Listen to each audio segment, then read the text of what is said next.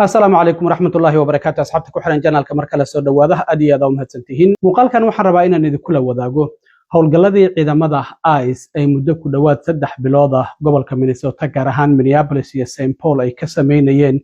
oo la ogaaday tirada dadka ay ku qabteen imise ayaa Soomaali ka ah waan idin la wadaagaya imise ayaa dambiilayaal ah arrimahaasi ayaan idin la wadaagaya gobolka Indiana oo aan ku noolahay ayaa waxa uu noqday gobolkii ugu horeeyay ee gobolada Mareykanka ee leesinka CDL-ka ee gawaarida taraagada lagu wado kala laabta dadka wadanka sharci darrada ku soo galay amaba ku jooga laga bilaabo maanta oo kowda bisha ahna qofkii leesin track haysto oo sharci la'aan wadanka ku joogo leesinkii way kala laabanaysaa waaxda bixisa leesinada iyo sidoo kalena shirkadaha shaqaalaysiya dadka sharci darrada ee leesinka haysta taraagyada oo iyagana la ganaaxay iyo kuwa leesinka siiyaba meelaha leesinka laga soo qaato arrintaasina waan idin la wadaagaya maamulka madaxweyne Trump oo garsoore federaal ah uu ku amray in uu soo celiyo dadkii sida sharciga ah ku soo galay wadanka qaabkii Biden oo abka CBP1 isticmaalayay in dib loo soo celiyo isla markaana dadkaasi maadaama intooda badan wasaaradda amniga gudaha iyo maamulka Trump markii yimaadeen ay sheegeen in ay wadanka isaga baxaan ay ku amreen sidoo kalena maamulka Trump ayaa hadda waxa ay ka laabanayaan arrintii ah in dhabgabi ahaanba la joojiyay asylumka ama dadka magangalyadoonka ah kadib dhamaadkii December ee sanadkii hore markii laba ka tirsan ciidamada ilaalada qaranka nin Afghanistan ka yimid uu ku toogtay caasimadda DC waxa la hakiyay dhamaanba kiisaskii magangalyadoonka ah hadda marka laga reebo wadamada travel bank lagu soo rogay oo Soomaaliya ay ku jirto wadamada kale oo aan qatar ku ahayn ammaanka qaranka Mareykanka kiisaskoodii magangalyadoonka dib ayaa mar kale loo bilaabaya madaxweyne Trump oo maanta maxkamadda sare tagay muxuu ka doonay sharcigii ama wareegtadii hore uu soo saaray uu ku xadidayay dadka dhalashada Mareykanka qaadan karo gaar ahaan ilmaha ay dhalaan waalidiinta sharci la'aanta iyo kuwa sida ku meel gaarka ah Mareykanka u joogo oo yiri dhalashada Mareykanka uma qalmaan ayaa maxkamadda sare ay go'aan ka gaaraysaa Trump sidoo kale caawo shacabka Mareykanka ayuu la hadli doonaa waxa la filayaa in uu sheegi doono xilliga Mareykanku ay joojinayaan dagaalka ay Iran kula jiraan arrimaha howlgalkii Operation Metro Search oo ciidamada ICE ay wadeen ku dhawaad 3 bilood isla markaana ay ka wadeen gobolka Minnesota gaar ahaan Minneapolis iyo St. Paul in dhibaato fara badan ay gobolkaasi ka soo gaartay haddaba waxa la shaaciyay tirada ciidamada ICE dadka ay ka qabqabteen gobolka Minnesota gaar ahaan Minneapolis iyo St. Paul intii u dhaxaysay kowdii December ee sanadkii 2025 waa bishii 12aad kowdeedii ilaa bishii 3aad ee hadda dhamaatay ee March 10keedii waxa la leeyahay 3800 oo qof ayaa gobolka Minnesota ay ka qabteen dadkaasi wax ka yar 3% Soomaali ayay ahayn marka dadka Soomaaliyeed ee Minnesota jooga amaba waa dad dhalashada Mareykanka haysta ama waa dad qaab sharci ah wadanka ku yimid oo ku jooga dadka sharci la'aanta ilaa 500 ama 1000 wax ka yar ayaaba lagu qiyaasaa oo gobolka Minnesota jooga marka dadka ugu badan waa dadka ka yimid wadanka Colombia oo 27% dadka la qabtay gaar ahaan Columbia Heights ayay u badan yihiin oo laga qabqabtay 24% dadkaasi waa dad dambiyo horay u galay oo dambiyadaasi lagu helay halka 13% dadkaasi kiisaskooda ama dacwadahooda ay pending ahaayeen oo wali go'aan aan laga gaarin 63% dadkaasina waxa ay galeen xadgudubyo dhinaca immigrationka marka sida muuqata maamulka Trump wuxuu dhahayay dadka ugu xun dambiilayaasha ayaan dabagal ku haynaa laakiin hadda waxa la leeyahay 24% dadkaasi 3800 kuwan meelaha qaarna 3700 ayay leeyihiin dadka la qabtay ayaa dambiilayaal ah haddaba dadkaasi wadamada laga kala qabtayna Latin America ayaa u badan Ecuador ayaa ugu badan aan iraada Ecuador ayaa waxay ahaayeen 27% dadka markii hore Colombia ma aanan ayaan idin iri marka Columbia Heights ayaynu u badan yihiin dadkaas reer Ecuador oo ay ku nool yihiin Ecuador dadka la qabtay oo Minnesota laga qabtay waa 1026 Mexico ayaa soo labayso wadanka labaad 885 qof oo Mexicana ayaa ciidamada ICE qabteen Guatemala ayaa wadanka saddexaad 276 Honduras waa wadanka afraad 234 halka Venezuela wadanka shanaad uu yahay 224 El Salvador ayaa wadanka lixaad 179 halka wadanka toddobaad uu yahay Nicaragua oo ah 173 Soomaalida la qabtay dadka Soomaaliya ka yimid waa 106 qof sida hadda uu sheegayo in xogtan la helay marka waxa la leeyahay xogtan waxay muujinaysaa 3 meelood marka meel loo dhigo dadka ciidamada ICE ay qabteen in aysanba wax dambiya aysan lahayn. marka sida muuqata waxaan ognahay howlgalaas intii socdeenna Rene Good ciidamada ICE inay dileen 7 January, Alex Bradina 24 January ay dileen. arrintaasi haddii halkaasi aan kaga gudbo, gobolkan Indiana oo aan ku noolahay ayaa wuxuu noqday gobolkii ugu horreeyay gobolada Mareykanka ee laysanka CDL-ka ee taraagada lagu wado kala laabta dadka wadanka sharci darrada ku jooga. baarlamaanka gobolka Indiana ayaa ansixiyay sharcigaasi kadib markii 2 shil oo kala duwan oo dad ay ku dhinteen ay geysteen darawallo wadanka sharci la'aan ku joogay oo taraag waday. marka waxa uu dhigayaa hadda sharcigan marka in gabi ahaanba maanta oo 1 bisha Arbaca ay tahay laysanka taraagga ee CDL-ka lagala laabto qof kasta oo wadanka sharci darro ku jooga isla markaana Indiana ku nool oo laysankaasi taraagga wata. hadda kadib qofka qaadanayana waxa loo baahan yahay inuu yahay qof sharci leh isla markaana luqadda Englishka ku hadli kara. shirkadaha shaqaalaysiiya dadka sharci la'aanta wadanka ku jooga ee laysanka taraagga wata iyo sidoo kalena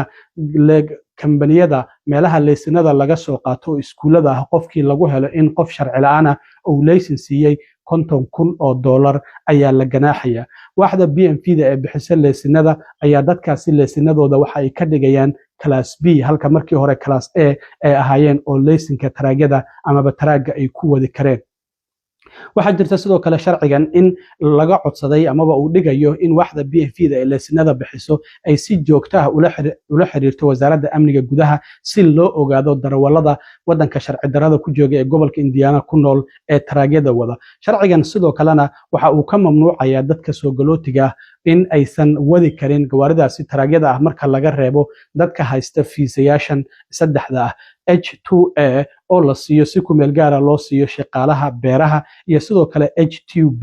oo isagana la siiyo kuwa sida ku meel gaarka ah aan iyaguna aan beeraleyda ahayn oo beeraha aan ka shaqaynin oo shaqaalaha iyo sidoo kalena E2 oo la siiyo dadka maalgashayaasha visa la siiyo. saddexdaasi waa loo ogol yahay. hadda waxaa jira marka sharciyo kale oo gobollo kale ay kamid yihiin Arizona iyo Georgia baarlamaankooda la horgeeyo oo la doonayo in iyagana lagu mamnuuco dadka sida sharci la'aanta wadanka ku jooga inaysan laysan taraag aysan wadi karin. marka gobolka Indiana haddii aad ku nooshahay oo sharci la'aan aad ku joogto laysan taraagna aad haysato laga bilaabo maanta laysankaada waa lagala laabanaya oo waaxda bixisa laysanada ee BMV-da waxay u celinaysaa class B maadaama wadanka sharci darro aad ku joogto. haddii marka sharci aad hesho markaasi kadib ayaad dib u codsan kartaa laysankaadi. waxaan filayaa haddana imtixaankii iyo wixii oo dhan in aad ku laabanayso. arrintaasi marka dadka Soomaalida ha ka digtoonaadaan. dhinaca kale maamulka madaxweyne Trump ayaa garsoore federaal wuxuu amar ku siiyay in dib loogu soo celiyo legal statuskii qaabkii sharciga ah oo wadanka ay ku joogeen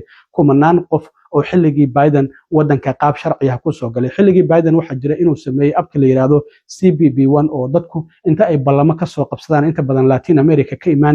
imaanayeen goobaha laga soo galo wadanka Mareykanka ama airportada ha imaadaan ama goobaha sida dhulka laga soo galo ha imaadaan. markaasi kadib ayaa qofkaasi waxa la siinaya humanitarian parole oo cafis bini'aadanimo ayaa loo fidinaya. markaasi kadib qofka waxa la siinaya kaar shaqo oo wadanka uga shaqaysan karo isla markaana aan laga masaafurin karin. dadka qaarkoodna dadkooda halkan jooga ayaa kafaalo qaadayay. marka maamulka Trump markii uu xilka la wareegay dadkaasi oo idil oo 900,000 oo qof gaarayay waxaa loo diray hal fariin oo la leeyahay waxa la joogaa xilligii wadanka aad isaga bixi lahaydeen. marka garsoorahan waxa uu yiri qaab sharci darro ah ayaa dadkaasi maamulka madaxweyne Trump gaar ahaan wasaaradda amniga gudaha ay fariimahaasi ay ugu direen. sidaas darteed hadda waa in dadkaasi qaabkoodii sharciga ah ee wadanka ay ku joogeen dib loogu soo celiyo. maamulka Trump kulley waxa uu ka qaadan doonaa racfaan.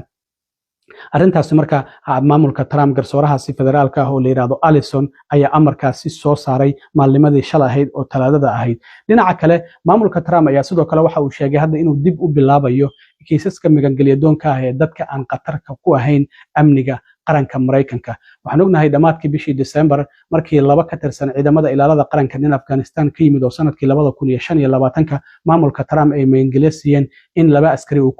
ku toogtay mid uu dhintay midna uu ka badbaaday. markaasi kadib dhammaanba kiisaskii magangelyadoonka ee waaxda immigrationka ee USCIS ay la socotay hakad ayaa la geliyey sababo la xiriira in dadkaasi amniga qaranka ay khatar ku noqon karaan. Hadda maamulka Trump xog laga helay ayaa waxa ay sheegayaan in dib loo bilaabayo in kiisaskii magangelya doonka ay hakadka la geliyey laakiin kuma jiraan ilaa iyo 39 wadan dadka ka yimid oo travel bank uu saaran yahay. Soomaaliya ayaa ka mid ah wadamo fara badan oo Latin America iyo sidoo kale Asiana waa ay ku jiraan 39 kaasi wadan. Marka dadka ammaanka qaranka aan khatarta ku ahayn ayaa wasaaradda amniga gudaha hadda waxa ay sheegtay in laga qaadayo bawski ama hakadkii la geliyey, sidaas darteedna kiisaskoodii magangelya doonka dib loo bilaabayo. Laakiin 39 kaasi wadan oo travel bank uu saaran yahay kuma jiraan. Ugu dambeyntii madaxweyne Trump ayaa waxa uu noqday madaxweynihii ugu horreeyay ee taga maxkamadda sare ee Mareykanka isla markaana dhageysta case ka dhan ah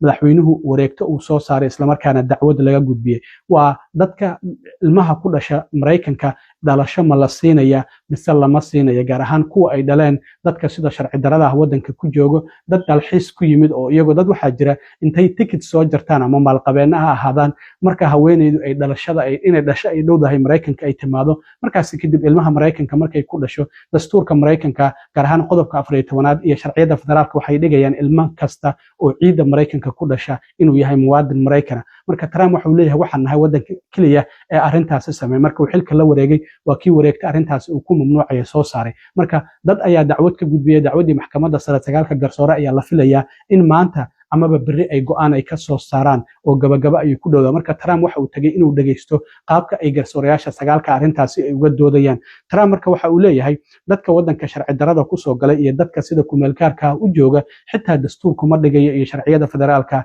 in la siiyo dhalashada Mareykanka. Arrintaasi marka ayaa Trump wareegtadiisa dacwadda laga gudbiyay go'aan garsoorayaasha 9 ay maxkamadda sare ay ka soo saarayaan. Ma loo ogolaanayaa dadka sharci darrada ah ay ku dhaleen Mareykanka in dhalashada la siiyo amaba loo diido? Haddii loo diido waxay noqonaysaa waalidiinta iyo carruurtooda xitaa wadanka ku dhashay in la isla masaafuriyo. Dhinaca kale madaxweyne Trump waxa uu caawa loo hadlayaa shacabka Mareykanka oo la filayaa inuu hadal aqalka Oval Office-ka uga jeediyo. Madaxweynaha waxaa laga yaabaa inuu ku dhawaaqo xilliga dowladda Mareykanka ay joojinayso dagaalka ay kula jirto wadankaasi Iran. Marka waxaan ognahay cadaadis xoogan uu Mareykanka saaran yahay gaar ahaan madaxweynaha, sicirkii shidaalka iyo maciishada ay sare u sii kacayso. Marka waan arki doonaa khudbadda madaxweynaha waxyaabaha ka soo baxana waan idila soo socodsiin doonaa. Aad iyo aad u mahadsantihiin asxaabta. Nabadgelyo.